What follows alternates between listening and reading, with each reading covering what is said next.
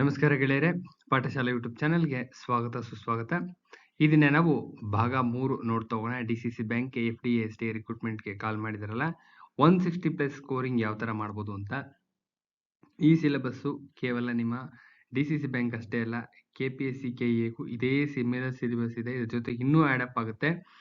Similar ಇದೆ, ಕನ್ನಡನೂ ಓದಬೇಕು, cooperative, English, constitution, GK ಎಲ್ಲ ಎಕ್ಸಾಮ್ಸ್ಗೂ, ಪ್ರತಿಯೊಂದು ಎಕ್ಸಾಮ್ಸ್ಗೂ ಓದಲೇಬೇಕು, ಮ್ಯಾಂಡೇಟ್ರಿ ಇದೆ. ಪ್ರತಿಯೊಂದು ಎಕ್ಸಾಮ್ಸ್ಗೂ ಈಗ ನಿಮ್ಮ ಗ್ರೂಪ್ ಸಿ ಅಟೆಂಡ್ ಮಾಡಬೇಕು ಅಂದರೆ ಮಾಡಲೇಬೇಕು, ಬೇರೆ ಯಾವುದೇ ವಿಧಿ ಇಲ್ಲ.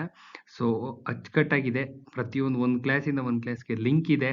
ಫಸ್ಟ್ ಕ್ಲಾಸ್ನ ನೋಡಿ, ಡಿಸ್ಕ್ರಿಪ್ಷನ್ ಬಾಕ್ಸಲ್ಲಿ ಲಿಂಕ್ ಹಾಕಿರ್ತೀನಿ. ಫಸ್ಟ್ ಕ್ಲಾಸ್ ಮುಗಿಸ್ಕೊಳ್ಳಿ, ಸೆಕೆಂಡ್ ಕ್ಲಾಸ್ ಮುಗಿಸ್ಕೊಳ್ಳಿ, ಥರ್ಡ್ ಕ್ಲಾಸ್ ಮುಗಿಸ್ಕೊಳ್ಳಿ, ಹಾಗೆ 4th 5th ಹೀಗೆ ಡೈಲಿ ಪ್ರತಿಯೊಂದು ವಿಡಿಯೋನು ಅಪ್ಲೋಡ್ ಮಾಡ್ತಾ ಬರ್ತೀವಿ. ಅಚ್ಚುಕಟ್ಟಾಗಿ ನೋಟ್ಸ್ ಮಾಡ್ಕೋತಾ ಹೋಗಿ ಅಂತ ಹೇಳ್ತಾ ವಿಡಿಯೋ ಒಳಗಡೆ ಎಂಟ್ರಾಗೋಣ ಬನ್ನಿ. ನೀವು ಇನ್ನೂ ಚಾನಲ್ ಸಬ್ಸ್ಕ್ರೈಬ್ ಆಗಿಲ್ಲ ಅಂದರೆ ದಯವಿಟ್ಟು ಸಬ್ಸ್ಕ್ರೈಬ್ ಆಗಿ ವಿಡಿಯೋನ ಮ್ಯಾಕ್ಸಿಮಮ್ ನಂಬರ್ ಆಫ್ ಪೀಪಲ್ಗೆ ಶೇರ್ ಮಾಡಿ ಅಂತ ಹೇಳ್ತಾ ವಿಡಿಯೋನ ಪ್ರಾರಂಭಿಸೋಣ. ನೋಡ್ತಾ ಹೋಗೋಣ. ಸಂವಿಧಾನದ ಕಂಟಿನ್ಯೂಷನ್ ಪಾರ್ಟು, ಆ ನಂಬರ್ ನೋಡ್ಬೋದು, ನಿನ್ನೆ ನಂಬರ್ ನೋಡ್ಬೋದು. Video first video, second video ನೋಡಿ ಮೂರನೇದಕ್ಕೆ ಬನ್ನಿ, ಕಂಟಿನ್ಯೂಷನ್ ಸಿಗುತ್ತೆ. ಸೊ ನೋಡ್ತಾ ಹೋಗೋಣ. Important questions, most repeated chapter wise ನಾನು ಹೇಳ್ತಾರೆ. ಚಾಪ್ಟರ್ ವೈಸು ಮೋಸ್ಟ್ ರಿಪೀಟೆಡ್ ಆಗಿರ್ತಕ್ಕಂಥವು ಪ್ಲಸ್ ಕರೆಂಟ್ ಅಫೇರ್ಸ್ ಬೇಸ್ಡ್ ನೋಡಿ ಮಾಡ್ತಾ ಇದೀವಿ. ಆಲ್ಮೋಸ್ಟ್ 99% ಎಲ್ಲ ಇವೇ ಬರ್ತವೆ. ದಯವಿಟ್ಟು ಯೂಸ್ ಮಾಡ್ಕೊಳ್ಳಿ ಅಂತ ಹೇಳ್ತಾ ಸೊ ಎಂಟ್ರಾಗೋಣ. ಓಕೆ, ಕೆಳಗಿನವರುಗಳಲ್ಲಿ ಅನುಕ್ರಮವಾಗಿ 2 ಅವಧಿಗೆ ಕಾರ್ಯನಿರ್ವಹಿಸಿದ ಅಧ್ಯಕ್ಷರು ಯಾರು? 2 ಅವಧಿಗೆ ಕಾರ್ಯನಿರ್ವಹಿಸಿದಂತ ಅಧ್ಯಕ್ಷರು ಯಾರು? 2 ಅವಧಿಗೆ ಕಾರ್ಯನಿರ್ವಹಿಸಿದಂತ ಅಧ್ಯಕ್ಷರು ಯಾರು ಅಂತ ಕೇಳ್ತಾ ಇರ್ತಾರೆ. ರಾಜೇಂದ್ರ ಪ್ರಸಾದ್ ಅವರು 2 ಟೈಮ್ಸ್ ಅಧ್ಯಕ್ಷರಾಗಿದ್ದು ಇವರೇನೇನೆ 2 ಅವಧಿಗೆ ಆಗಿದ್ದು.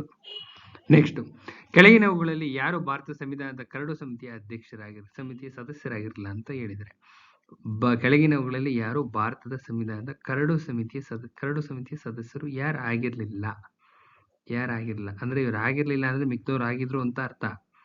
ಇವ್ರು ಆಗಿರ್ಲಿಲ್ಲ ಅಂದ್ರೆ ಮಿಕ್ದವ್ರು ಆಗಿದ್ರು ಅಂತ. ಜವಾಹರ್ಲಾಲ್ ನೆಹರೂರವರು ಕರಡು ಸಮಿತಿಯ ಸದಸ್ಯರು ಆಗಿರಲಿಲ್ಲ ಅಂದ್ರೆ ಮುನ್ಷಿಯವರು ಇದ್ರು ಅಂತಾಯ್ತು, ಅಲ್ಲಾಡಿ ಕೃಷ್ಣಸ್ವಾಮಿ ಅಯ್ಯಂಗಾರ್ ಅವರು ಇದ್ರು ಅಂತಾಯ್ತು, ಗೋಪಾಲ ಸ್ವಾಮಿ ಅಯ್ಯಂಗಾರ್ ಅವರು ಇದ್ರು ಅಂತಾಯ್ತು.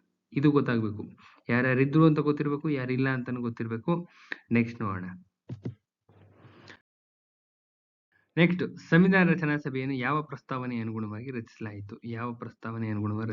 ಅಂದ್ರೆ ಕ್ಯಾಬಿನೆಟ್ ಆಯೋಗದ ಪ್ರಸ್ತಾವನೆ ಅನುಗುಣವಾಗಿ ರಚಿಸಲಾಯಿತು. ಇನ್ನ ರಾಜೇಂದ್ರ ಪ್ರಸಾದ್ ಅವರು ಸಂವಿಧಾನ ರಚನಾ ಸಭೆಯ ಅಧ್ಯಕ್ಷರಾಗಿರ್ತಾರೆ. ಆದ್ರೆ ಕರಡು ರಚನಾ ಸಮಿತಿಯ ಅಧ್ಯಕ್ಷರಾಗಿದ್ದವರು ಯಾರು? ಯಾರಪ್ಪ ಅಂದ್ರೆ ಡಾಕ್ಟರ್ BR ಅಂಬೇಡ್ಕರ್ ಅವರು. ಇನ್ನ ಸಂವಿಧಾನ ರಚನಾ ಸಭೆಯ ಪ್ರಾರಂಭಿಕ ಸಭೆಯ ಅಧ್ಯಕ್ಷತೆ ವಹಿಸಿದವರು ಯಾರು? ಸಂವಿಧಾನ ರಚನಾ ಸಭೆಯ ಪ್ರಾರಂಭಿಕ ಸಭೆಯ ಅಧ್ಯಕ್ಷತೆ ವಹಿಸಿದವರು ಸಚ್ಚಿದಾನಂದ ಸಿನ್ಹಾ ಅಂತ. ಸಂವಿಧಾನ ರಚನಾ ಸಭೆಯ ಪ್ರಾರಂಭಿಕ ಸಭೆಯ ಅಂದ್ರೆ ಹಂಗಾಮಿ ಅಧ್ಯಕ್ಷರಾಗಿದ್ದವರು ಯಾರು ಅಂದ್ರೆ ಸಚ್ಚಿದಾನಂದ ಸಿನ್ಹಾ ಅಂತ. ನೆಕ್ಸ್ಟ್, ಭಾರತ ಸಂವಿಧಾನ ಮಂಡಳಿಯಲ್ಲಿ ಎಷ್ಟು ಸಮಿತಿಗಳಿದಾವೆ ಅಂದ್ರೆ 22 ಸಮಿತಿಗಳಿದಾವೆ. ಎಷ್ಟಿದಾವಪ್ಪ ಅಂದ್ರೆ 22 ಸಮಿತಿಗಳಿದಾವೆ. ಇನ್ನ ಇವರಲ್ಲಿ ಯಾರು ಸಂವಿಧಾನ ಕರಡು ಸಮಿತಿಯ ಸದಸ್ಯರು ಆಗಿರ್ಲಿಲ್ಲ ಅಂದ್ರೆ ಸಂವಿಧಾನ ಕರಡು ಸಮಿತಿನಲ್ಲಿ ಯಾರು ಸದಸ್ಯರಾಗಿರ್ಲಿಲ್ಲ ಅಂದ್ರೆ ಸರ್ದಾರ್ ವಲ್ಲಭಾಯ್ ಪಟೇಲ್ ಅವರು ಆಗಿರ್ಲಿಲ್ಲ. ನಿಮ್ಮ ಸಾದುಲ್ಲಾ ಅವರಿದ್ರು, ಮಾಧವರಾವ್ ಇದ್ರು, ಕೃಷ್ಣಮಾಚಾರ್ಯ ಅವರು ಇದ್ರು. ಯಾರ್ಯಾರು ಇದ್ರು ಅಂದ್ರೆ ಇವ್ರು 3 ಜನ ಇದ್ರು ಅಂತ ಆಯ್ತಲ್ಗೆ, ಇವ್ರು ಇಲ್ಲ ಅಂತ ಆಯ್ತು. 2 ಕ್ವಶನ್ಗೆ ಆನ್ಸರ್ ಸಿಕ್ತು. ಇನ್ನ ಭಾರತ ಸಂವಿಧಾನ ಕರಡು ಸಮಿತಿಯಲ್ಲಿ ಯಾರು ಸದಸ್ಯರಾಗಿರ್ಲಿಲ್ಲಪ್ಪ ಅಂದ್ರೆ ಮತ್ತೆ ಯಾರಾಗಿರ್ಲಿಲ್ಲ ಅಂದ್ರೆ KC ರೆಡ್ಡಿ ಅವರು ಆಗಿರ್ಲಿಲ್ಲ. ಅಂದ್ರೆ KC ರೆಡ್ಡಿ ಅವರು ಆಗಿರ್ಲಿಲ್ಲ ಅಂತ ಅಂದ್ರೆ ಅದರ ಅರ್ಥ ಅಂಬೇಡ್ಕರ್ ಅವರು ರಚನಾ ಸಮಿತಿಯ ಅಧ್ಯಕ್ಷರಾಗಿದ್ರು, ಅಲ್ಲಾಡಿ ಕೃಷ್ಣಸ್ವಾಮಿ ಅಯ್ಯಂಗಾರ್ ಅವರು ಸದಸ್ಯರಾಗಿದ್ರು, ಮುನ್ಷಿ ಅವರು ಇದ್ರು. ಎಷ್ಟು ಜನ ಇದ್ರು ಅಂತ ಆಯ್ತು. ಯಾರಿದ್ರು ಯಾರಿಲ್ಲ ಅನ್ನೋದು ಕ್ಲಾರಿಫೈ ಆಗ್ಬೇಕು. ಎರಡು ಕ್ವಶನ್ಗೆ ಆನ್ಸರ್ ಪಕ್ಕಾ ಆನ್ಸರ್ ಸಿಗುತ್ತೆ, ನೋಡ್ಕೊಳ್ಳಿ. ನೆಕ್ಸ್ಟ್, ಮುಂದೆ ಭಾರತ ಸಂವಿಧಾನದಲ್ಲಿ ಡ್ಯಾಶ್ ರಾಷ್ಟ್ರೀಯ ಭಾಷೆಗಳಿಗೆ ಅವಕಾಶ ನೀಡಲಾಗಿದೆ ಅಂದ್ರೆ 22 ರಾಷ್ಟ್ರೀಯ ಭಾಷೆಗಳಿಗೆ ಅವಕಾಶ ನೀಡಲಾಗಿದೆ, 22ಕ್ಕೆ. ಇನ್ನು ಸಂವಿಧಾನದ ವಿವಿಧ ಅಂಶಗಳನ್ನು ಪರಿಗಣಿಸಲು ಸಂವಿಧಾನ ರಚನಾ ಸಮಿತಿ ಎಷ್ಟು ಸಮಿತಿಗಳನ್ನ ನೇಮಕ ಮಾಡ್ತಪ್ಪ ಅಂದ್ರೆ ಸಂವಿಧಾನದ ವಿವಿಧ ಅಂಶಗಳನ್ನ ಪರಿಗಣಿಸಲು ಸಂವಿಧಾನ ರಚನಾ ಸಮಿತಿಯು ಎಷ್ಟು ಸಮಿತಿಗಳನ್ನ ನೇಮಕ ಮಾಡ್ತಪ್ಪ ಅಂದ್ರೆ 22 ಸಮಿತಿಗಳನ್ನ ನೇಮಕ ಮಾಡುತ್ತೆ. ಇಂಪಾರ್ಟೆಂಟ್ ಇದು, ಸುಮಾರು ಸತಿ ಕೇಳಿದ್ದಾರೆ. ಇನ್ನು ಭಾರತ ಸಂವಿಧಾನ ರಚನಾ ಸಮಿತಿಯಲ್ಲಿ ಕರ್ನಾಟಕದ ಪ್ರತಿನಿಧಿಯಾಗಿ ಕೆಲಸ ನಿರ್ವಹಿಸಿದವರು ಯಾರು? ಭಾರತದ ಸಂವಿಧಾನ ರಚನಾ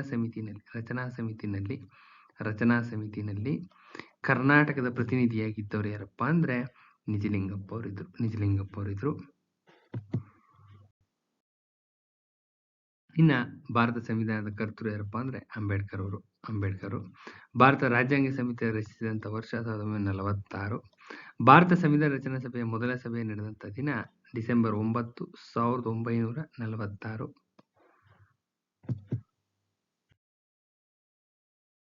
ಓಕೆ, ನೆಕ್ಸ್ಟ್ ನೋಡ್ತಾ ಹೋಗೋಣ.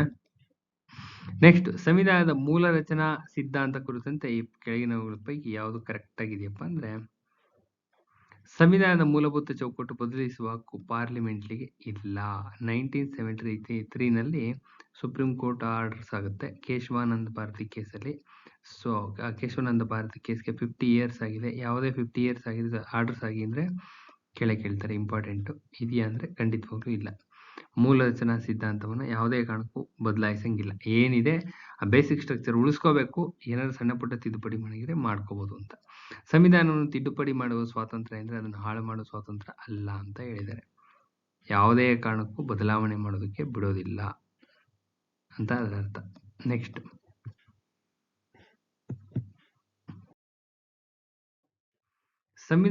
ಭಾರತ ಸಂವಿಧಾನದ ಕರಡನ್ನು ತಯಾರಿಸುವ ಕರಡು ಸಮಿತಿಯ ನೇತೃತ್ವ ವಹಿಸಿದವರು ಯಾರಪ್ಪ ಅಂದ್ರೆ ಅಂಬೇಡ್ಕರ್ ಅವರು ವಹಿಸಿರ್ತಾರೆ. ಇನ್ನ ಡಿಸೆಂಬರ್ 13, 1946 ಸಂವಿಧಾನ ರಚನಾ ಸಮಿತಿ ಉದ್ದೇಶಗಳನ್ನ ಮಂಡಿಸಿದವರು ಯಾರಪ್ಪ ಅಂದ್ರೆ ನೆಹರೂರವರು, ಜವಾಹರ್ಲಾಲ್ ನೆಹರೂರವರು ಮಂಡಿಸ್ತಾರೆ. ಮುಂದೆ, ಭಾರತ ಸಂವಿಧಾನ ರಚನಾ ಸಮಿತಿಯ ಕರಡು ಸಮಿತಿಯ ಚೇರ್ಮನ್ ಆಗಿದ್ದವರು, ಅಧ್ಯಕ್ಷರಾಗಿದ್ದವರು ಡಾಕ್ಟರ್ BR ಅಂಬೇಡ್ಕರ್ ಅವರು. ಸಂವಿಧಾನ ರಚನಾ ಸಮಿತಿ ಪ್ರಥಮ ಸಭೆ ನಡೆಸಿದಂತ ವರ್ಷ 1946. ಕೆಳಗಿನವುಗಳ ಯಾರು ಸಂವಿಧಾನ ಸಭೆಯ ಸಂವಿಧಾನ ಸಲಹೆಗಾರರಾಗಿ ಕರ್ತವ್ಯ ನಿರ್ವಹಿಸಿದ್ರಪ್ಪ ಅಂದ್ರೆ BN ರಾವ್ ನಿರ್ವಹಿಸಿದ್ರು. ನಾಳೆ ಮಿಕ್ಕಿದನ್ನ ಕಂಟಿನ್ಯೂ ಮಾಡೋಣ. ಈಗ ಇಂಗ್ಲಿಷ್ ಕಡೆ ನೋಡೋಣ. ಇಂಗ್ಲಿಷು ಸಿನೋನಿಮ್ಸ್ ನಿನ್ನೆದ್ರ ಕಂಟಿನ್ಯೂಷನ್ ಪಾರ್ಟು. ರ್ಯಾಮಿಫಿಕೇಶನ್ಗೆ ಕಾನ್ಸಿಕ್ವೆನ್ಸು. ಇನ್ನ ಮರ್ಕ್ಯೂರಿಯರ್ಗೆ ವೋಲಟೈಲ್, ಇವತ್ತಿಂದ ಅವತ್ತೇ ಪ್ರಾಕ್ಟೀಸ್ ಮಾಡಬೇಕು. ಇವೆಲ್ಲ ರಿಪೀಟೆಡ್ ಕ್ವಶನ್ಸ್, ಇವೆಲ್ಲ completely repeated questions. KPSC, KA, ನಿಮ್ಮ DCC ಬ್ಯಾಂಕ್ ಎಲ್ಲ ಇವೇ ರಿಪೀಟ್ ಆಗೋದು. ಅಚ್ಚುಕಟ್ಟಾಗಿ ಅವತ್ತಿಂದ ಅವತ್ತೇ ಚೆನ್ನಾಗಿ ಪ್ರಾಕ್ಟೀಸ್ ಮಾಡ್ಕೊಳ್ಳಿ. ಇನ್ನ ಎವಿಡೆನ್ಸ್ಗೆ ಇಂಡಿಕೇಶನ್ ಅಂತ ಕರೀತಾರೆ, ಇಂಡಿಕೇಶನ್ ಅಂತ. ಇನ್ನ ಈಗರ್ಗೆ ಕ್ಯೂರಿಯಸ್, ಕಮಾಮರೇಟ್ ಅಂದ್ರೆ ರಿಮೆಂಬರ್ ಅಂತ.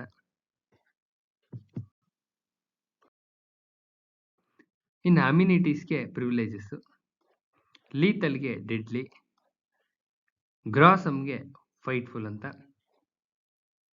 ಸೆಕ್ಯೂರ್ಗೆ ಸೇಫು, ಟೈರನಿಗೆ ಕ್ರುಯಾಲಿಟಿ ಅಂತ.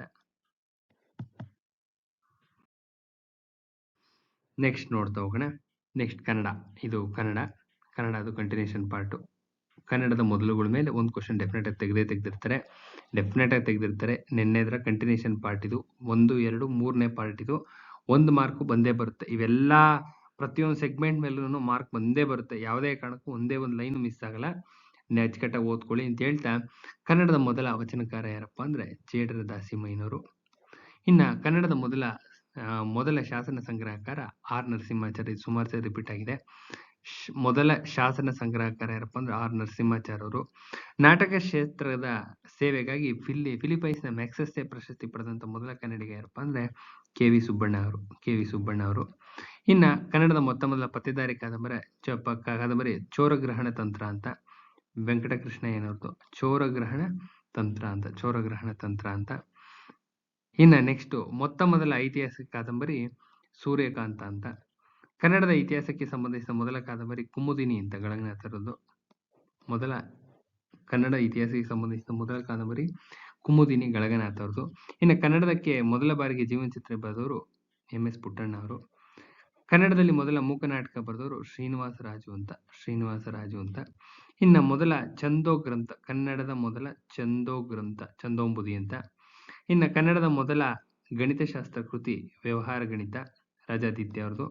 ಇನ್ನು ಕನ್ನಡದ ಮೊದಲ ಪತ್ರಿಕೆ ಮಂಗಳೂರು ಸಮಾಚಾರ, ಮೊಗ್ಲಿಂಗ್ ಅವ್ರದ್ದು. ಕನ್ನಡದ ಮೊದಲ ಪ್ರಘಾತ ಶಬ್ದರೂಪ ಫಸ್ಟ್ ಬಳಸಿದ್ದು ಕನ್ನಡದಲ್ಲಿ ಪ್ರಘಾತ ಶಬ್ದರೂಪ ಫಸ್ಟ್ ಬಳಸಿದವರು ಯಾರಪ್ಪ ಅಂದ್ರೆ ಬಿ ಎಂ ಶ್ರೀಕಂಠಯ್ಯನವರು. ಇನ್ನ ಹೊಸಗನ್ನಡ ಶಬ್ದದ ಫಸ್ಟ್ ಪ್ರಯೋಗ ಆಗಿದ್ದು ಮದನ ತಿಲಕ, ಚಂದ್ರರಾಜನ ಮದನ ತಿಲಕ ಕೃತಿನಲ್ಲಿ ಹೊಸಗನ್ನಡ ಅಂತೇಳಿ. ಇನ್ನ ಚಾರಿತ್ರಿಕವಾಗಿ ಕನ್ನಡದ ನವ್ಯ ಕಥೆಗಳ ಮೊದಲ ಕೃತಿ ಮಂದಾರ ಕುಸುಮ ಅಂತ.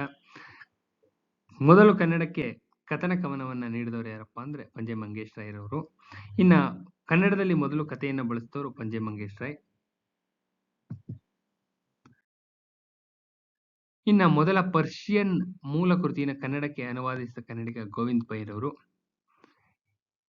ಇನ್ನ 1918ರಲ್ಲಿ ಆರಂಭವಾದ ಪ್ರಬುದ್ಧ ಕರ್ನಾಟಕ ಪತ್ರಿಕೆಯ ಮೊದಲ ಸಂಪಾದಕ AR ಕೃಷ್ಣಶಾಸ್ತ್ರಿರವರು. ಇನ್ನ ಕನ್ನಡದಲ್ಲಿ ಮೊದಲ ಬಾರಿಗೆ ಅಭಿನಂದನಾ ಗ್ರಂಥ ಸಮರ್ಪಣೆ ಮಾಡಿದವರು BM ಶ್ರೀಕಂಠಯ್ಯ. ಹೊಸಗನ್ನಡ ಸಾಹಿತ್ಯದ ಮೊದಲ ಪ್ರೇಮ ಗೀತೆಗಳ ಸಂಕಲನಕಾರ ತೀನಂ ಶ್ರೀಕಂಠಯ್ಯ. ಮೊದಲ ಸ್ನಾತಕೋತ್ತರ ಪದವೀಧರ ಯಾರಪ್ಪ ಅಂದ್ರೆ R ನರಸಿಂಹಾಚಾರ್ಯರು. ಇನ್ನ ಹೊಸಗನ್ನಡದ ಮೊದಲ ಮಹಾಕಾವ್ಯ ಯಾವ್ದಪ್ಪ ಅಂದ್ರೆ ಶ್ರೀ ರಾಮಾಯಣ ದರ್ಶನ ಕುವೆಂಪುರವ್ರದ್ದು. ಕೇಂದ್ರ ಸಾಹಿತ್ಯ ಅಕಾಡೆಮಿ ಮೊದಲ ಚುನಾಯಿತ ಅಧ್ಯಕ್ಷ ಯಾರಪ್ಪ ಅಂದ್ರೆ UR Ananthamurthy. Very very important ಇದು.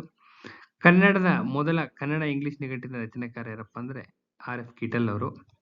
ಇನ್ನು ಕನ್ನಡದ ಕೆಲಸಕ್ಕಾಗಿ ಡಾಕ್ಟರೇಟ್ ಗಳಿಸಿದಂತ ಮೊದಲಿಗ ಫರ್ಡಿನೆಂಟ್ ಕಿಟಲ್. ಇಂಪಾರ್ಟೆಂಟ್, ಇವೆರಡಕ್ಕೆ ಎರಡು ಇಂಪಾರ್ಟೆಂಟ್, ಸುಮಾರು ಸರಿ ಕೇಳಿದರೆ.